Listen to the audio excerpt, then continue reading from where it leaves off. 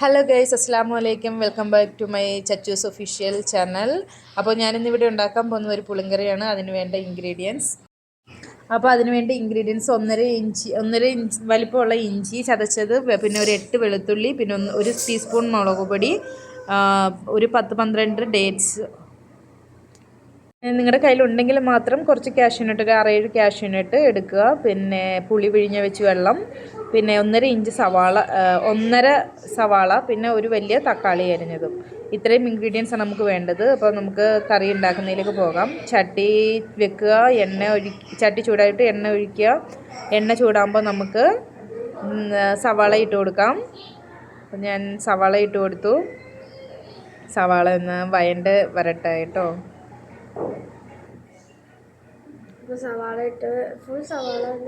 അപ്പോൾ ഫുൾ സവാള ഞാൻ അരിഞ്ഞു വെച്ച സവാള ഞാൻ ഇട്ടിട്ടുണ്ട്. ഇനി നമുക്കൊന്ന് വഴറ്റി കൊടുക്കാം. ഇതാണ് ഇറച്ചിച്ചോറ്.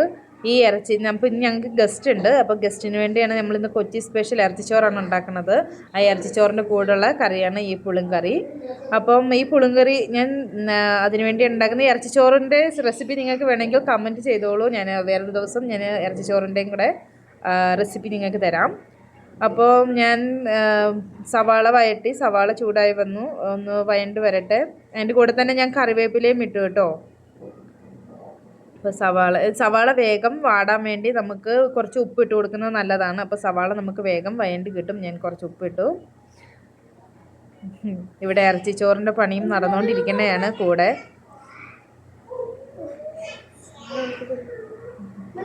സവാള നല്ലവണ്ണം ഒന്ന് വഴണ്ട് വരട്ടെ. ഇത് കുറച്ച് വഴണ്ട് വരുന്നുണ്ട്. അതിൻ്റെ കളറൊന്ന് മാറി വരുന്ന ഉടനെ ഒരു ചെറിയ ബ്രൗൺ കളർ ആവുന്നുണ്ട്. തീ കുറച്ച് വെച്ചിട്ട് വേണം കേട്ടോ സവാള വഴറ്റാൻ, അല്ലെങ്കിൽ നമ്മുടെ ഇത് കരിഞ്ഞു പോകും സവാള. അപ്പോൾ നമുക്ക് ലോ ഫ്ലെയിമിൽ വെച്ചാൽ മതി. അപ്പോൾ ഇതേ സവാള ഒന്ന് വഴണ്ട് ചെറുതായിട്ട് കളർ മാറി വന്നിട്ടുണ്ട്. അപ്പോഴത്തേക്ക് നമുക്ക് ഇഞ്ചിയും വെളുത്തുള്ളിയും ചതച്ചത് നമുക്ക് ഇതിൻ്റെ ഒപ്പം ഇട്ട് കൊടുക്കാം. ഞാൻ ആദ്യം ഇഞ്ചിയും വെളുത്തുള്ളിയും ചതച്ചത് ഇട്ട് കൊടുക്കാത്തത് ചിലപ്പം അടിയിൽ ഇഞ്ചി പിടിക്കാൻ സാധ്യതയുണ്ട്, അടി പിടിക്കും. അപ്പോൾ അതുകൊണ്ട് നമുക്ക് ഇതിൻ്റെ കൂട്ടത്തിൽ ചെയ്താൽ മതി. ഞാൻ പച്ചമുളക് കീറിയതും ഇട്ടു. അതിൻ്റെ കൂടെ തന്നെ പച്ചമുളകും ഇട്ടു. തക്കാളി അരിഞ്ഞു വെച്ച തക്കാളിയും ഇട്ട് കൊടുക്കാം നമുക്ക്.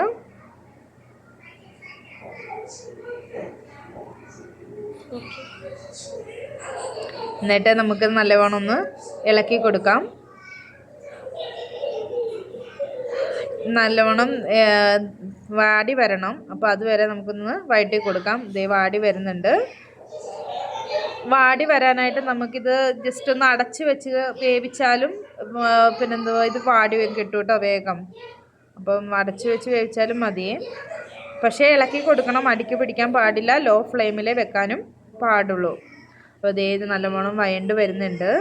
നമുക്ക് അധികം ഇൻഗ്രീഡിയൻസ് ഒന്നും ഇല്ലാണ്ട് വേഗം ഉണ്ടാക്കാൻ പറ്റുന്ന ഒരു നല്ല കറിയാണ് പുളിങ്കറി. ഇത് ബിരിയാണിയുടെ കൂടെ നമുക്ക് പിന്നെ അച്ചാറിന് പകരവും ഒക്കെ യൂസ് ചെയ്യാൻ പറ്റുന്ന ഒരു സ്പെഷ്യൽ കറിയാണ് ഈ പുളിങ്കറി. ഇതൊന്ന് വേവട്ടെ. ഞാൻ അടച്ചു വെച്ചു. അതേ വെന്ത് വരുന്നുണ്ട്, നല്ലവണ്ണം വഴണ്ട് വരുന്നുണ്ട് തക്കാളിയും സവാളയും ഒക്കെ. ഇനി നല്ലവണ്ണം വഴണ്ട് എണ്ണയൊക്കെ തെളിഞ്ഞ് വരുന്നുണ്ട്.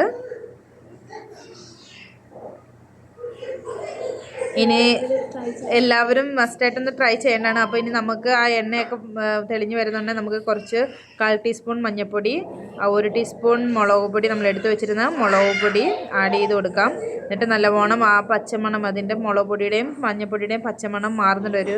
ഒരു മിനിറ്റോളം നമുക്കൊന്ന് നല്ലവണ്ണം ഇളക്കി കൊടുക്കാം. നല്ലവണ്ണം ഇളക്കി കൊടുക്കണം, കാരണം അതിൻ്റെ മുളക് പൊടിയുടെയൊക്കെ പച്ചമണം മാറി കിട്ടണം.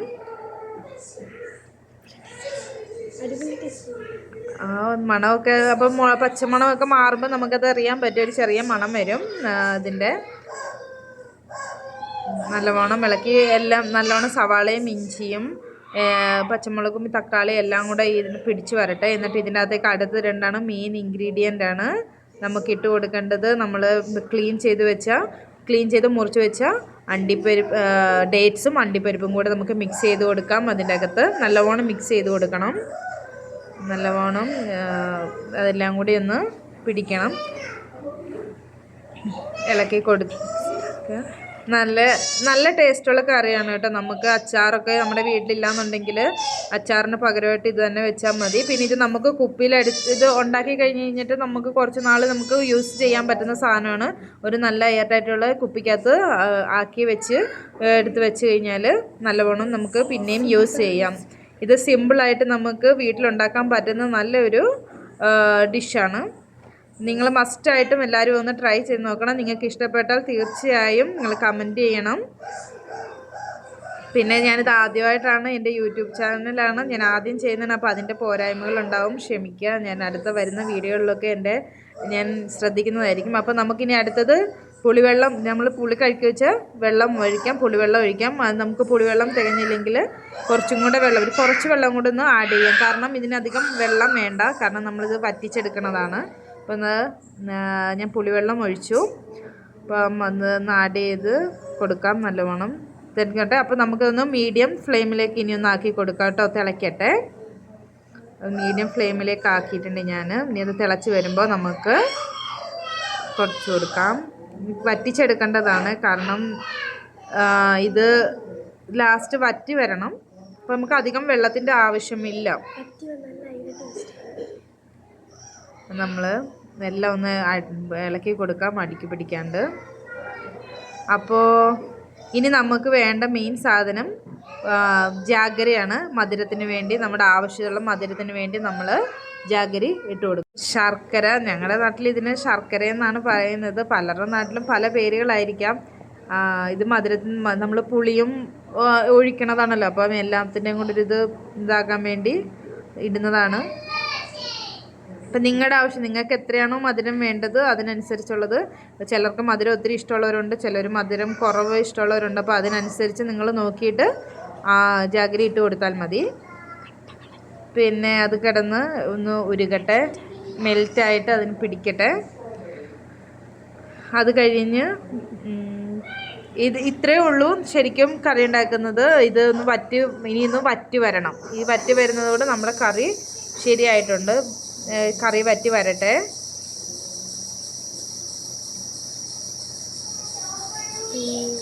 കറി വറ്റി വന്നിട്ടുണ്ട്. ദേ നോക്കൂ, ഇതാണ് പുളിങ്കറി.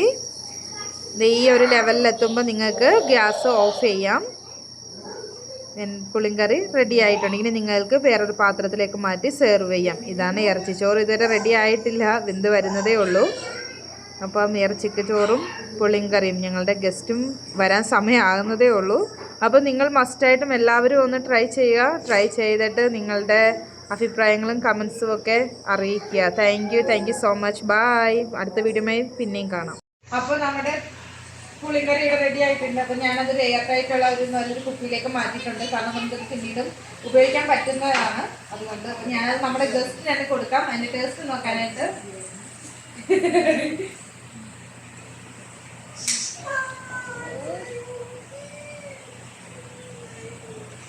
നാടൻ കൊച്ചിക്കാരി പുളിങ്കറി. അപ്പോൾ നിങ്ങളും തീർച്ചയായിട്ടും എല്ലാവരും ഒന്ന് ട്രൈ ചെയ്യുക. Thank you so much. Bye. വേറെ വീഡിയോയുമായി നമുക്ക് പിന്നെയും കാണാം. ബൈ. See U.